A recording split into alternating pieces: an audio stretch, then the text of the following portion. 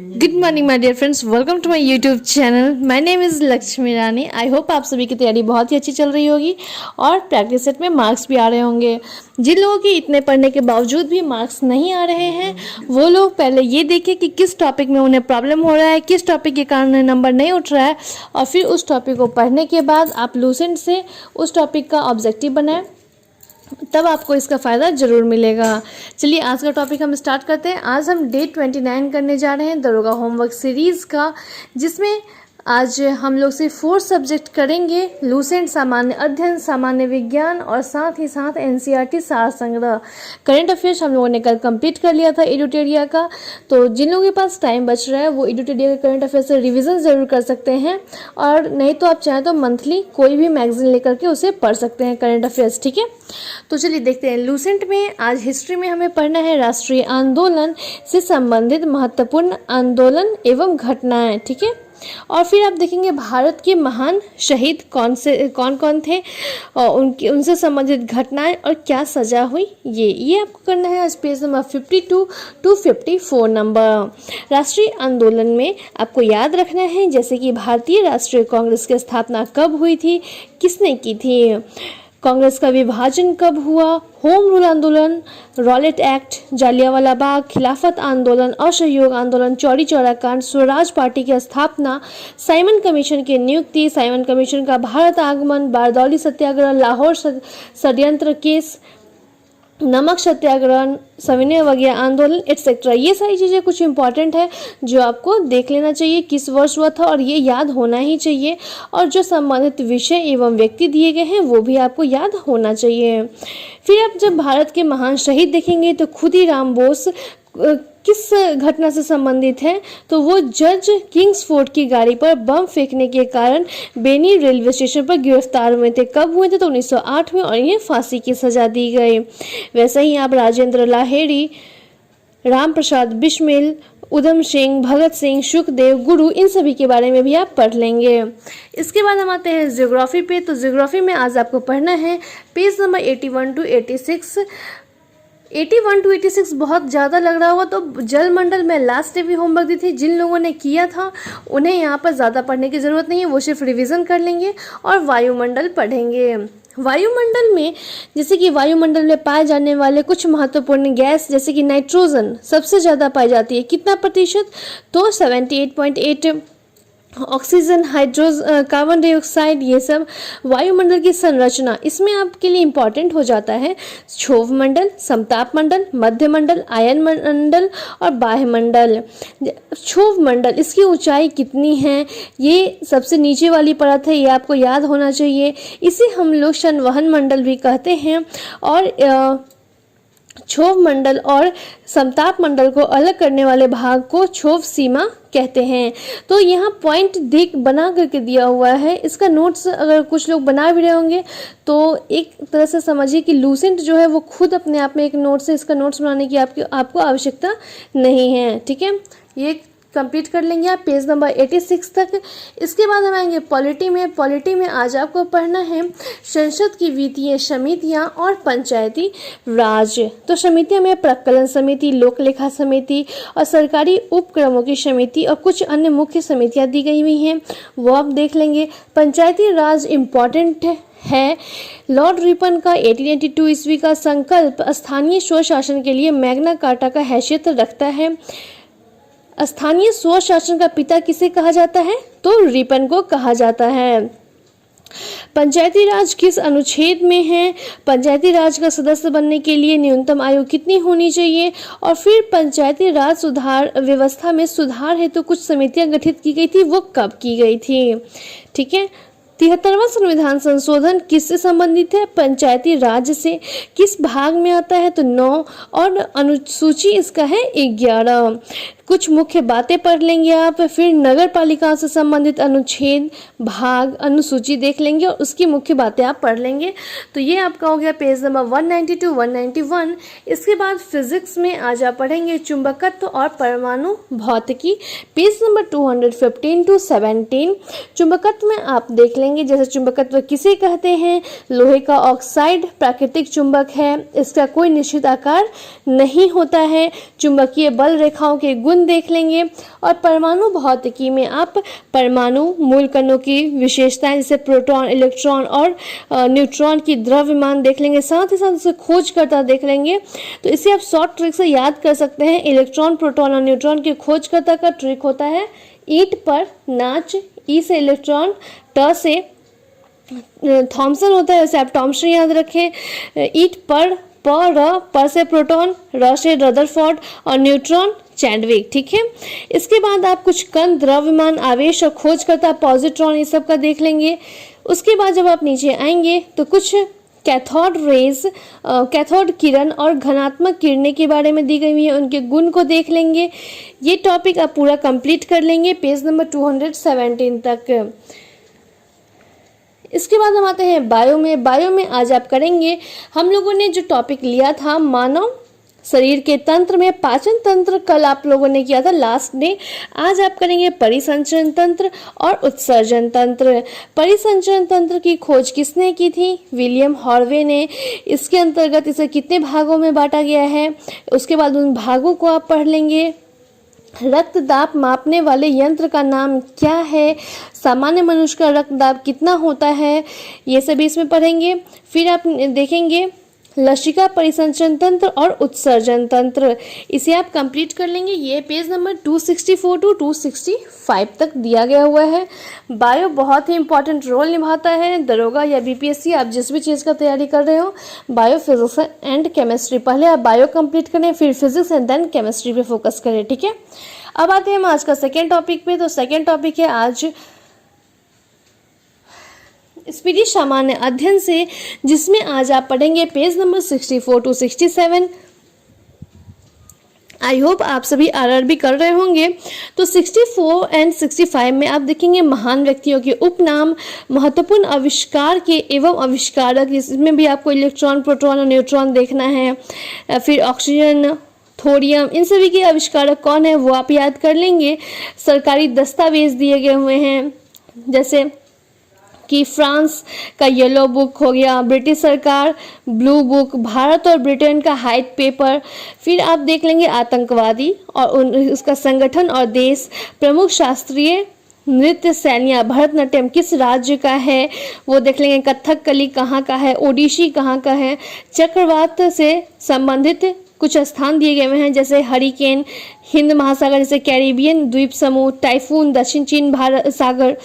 ऊर्जा रूपांतरण करने वाले उपकरण, ये आई थिंक आप लोगों को याद होगा, फिजिक्स में भी पढ़ाया आप लोगों ने, और एनसीईआरटी सार संग्रह में भी आप लोगों ने इसे पढ़ा है। डायनेमो तो याद ही रखेंगे, यांत्रिक ऊर्जा को विद्युत ऊर्जा में बदलता है। इसके बाद नेक्स्ट पेज में आप देखेंगे खेल परिसरों के नाम, जैसे टेनिस का खेल परिसर क्या है, उसे हम क्या कहते हैं, तो कोर्ट कहते हैं।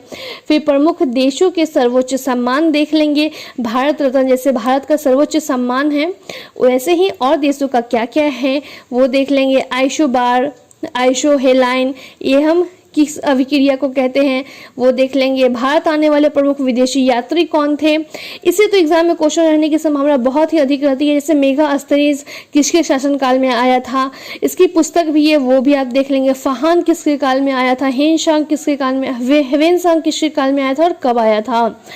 उसके बाद आप देखेंगे पर्वतीय नगर और राज्य, फिर प्रमुख नगर एवं उसके संस्थापक, जैसे पाटलिपुत्र नगर के संस्थापक कौन है, उदयन, श्रीनगर के अशोक, आगरा के सिकंदर लोदी हैं। ये पेज नंबर 67 तक करने के बाद भारतीय राज्य व्यवस्था, जो लास्ट डे का भी होमवर्क था, इसे आप कंप्लीट कर लेंगे। ये बहुत ज़्यादा थोड़ा लंबा है तो इसे याद कर लेंगे। ये पेज नंबर 187 टू 191 है। बहुत सारे लोगों को लगता है कि संविधान वो बहुत जल्दी याद कर लेंगे, बहुत कम टाइम में पढ़ लेंगे, तो भाई इसे बनाने में 2 वर्ष 11 माह 18 दिन लगे थे, तो याद आपको इतना जल्दी कैसे हो जाएगा, कुछ प्रॉब्लम तो होगी ही ना। तो फिर भी इसको आपको याद करना है कि एग्जाम में क्वेश्चन रहते हैं इससे। उसके बाद आज से हम 15 सेट कर रहे हैं, क्योंकि हमारा एक सब्जेक्ट कंप्लीट हो चुका है, एडिटोरियल करंट अफेयर्स, तो इस पर हम थोड़ा ज़्यादा फोकस करेंगे। तो आज आप करेंगे 271 to 285 set, page number 250 to 252। Third homework है आज का स्पीडी सामान्य विज्ञान, जिसमें आप मॉडल सेट करेंगे 216 टू 225, पेज नंबर 246 टू 249। जब मॉडल सेट कंप्लीट हो जाएगा तो समझिए कि आपने रेलवे सामान्य विज्ञान को पूरी तरीके से पढ़ लिया है और उसके बाद आप इसका रिवीजन करेंगे।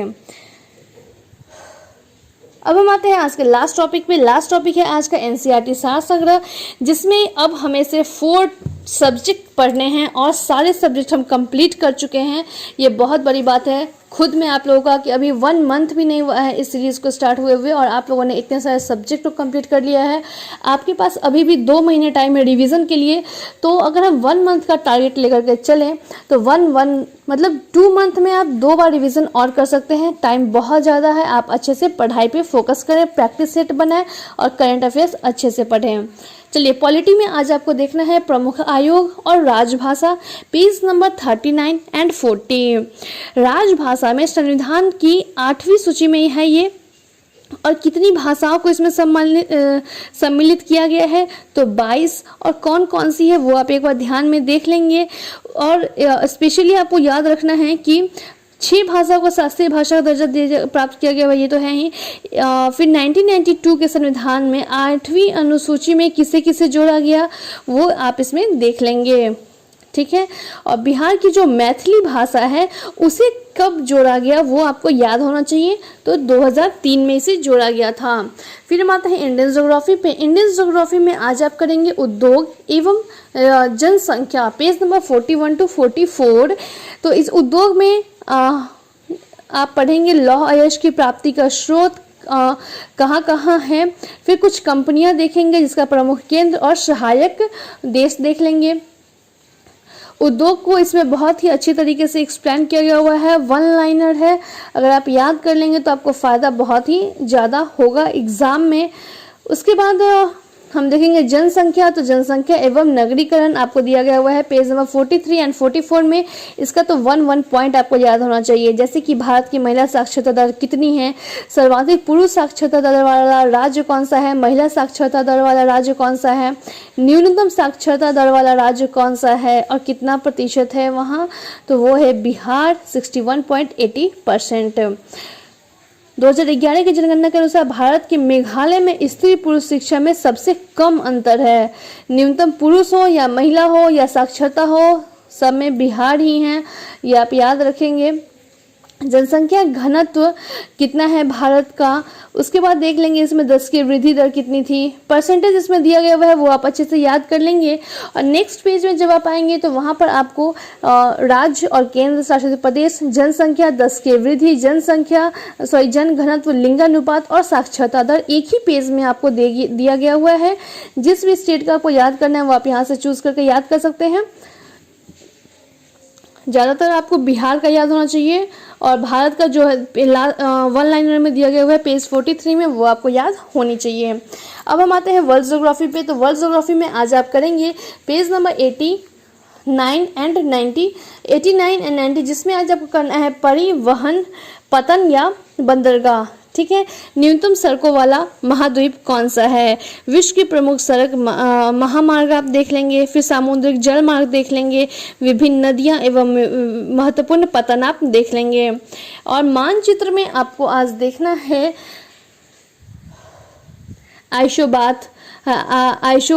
आइसोडाफपेन, ये मतलब मानचित्र की रेखाएं क्या हैं वो आप इसमें देख लेंगे इस पेज में पूरा।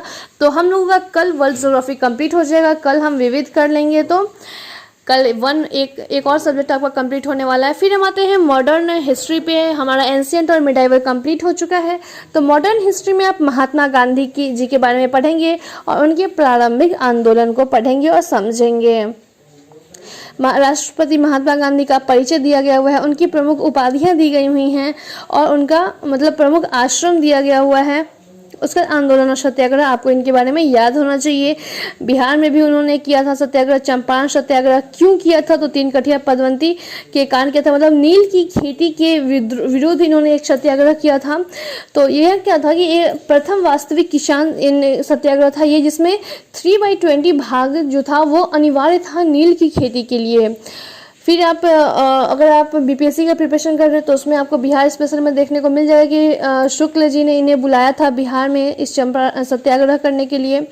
फिर आप इन्होंने किया था अहमदाबाद मजदूर आंदोलन 1918 में, जिसमें इन्होंने पहली बार भूख हड़ताल किया। फिर खेड़ा सत्याग्रह 1918, खिलाफत आंदोलन 1919, असहयोग आंदोलन 1920, सविनय अवज्ञा आंदोलन, दांडी मार्च 1930, नमक सत्याग्रह किया था, भारत छोड़ो आंदोलन वो अगस्त क्रांति 1942 में इन्होंने किया था। ठीक है, ये आपको याद होना चाहिए, इसे एग्जाम में क्वेश्चन रहने की संभावना अधिक है। इनके राजनीतिक गुरु को भी याद कर लेंगे आप।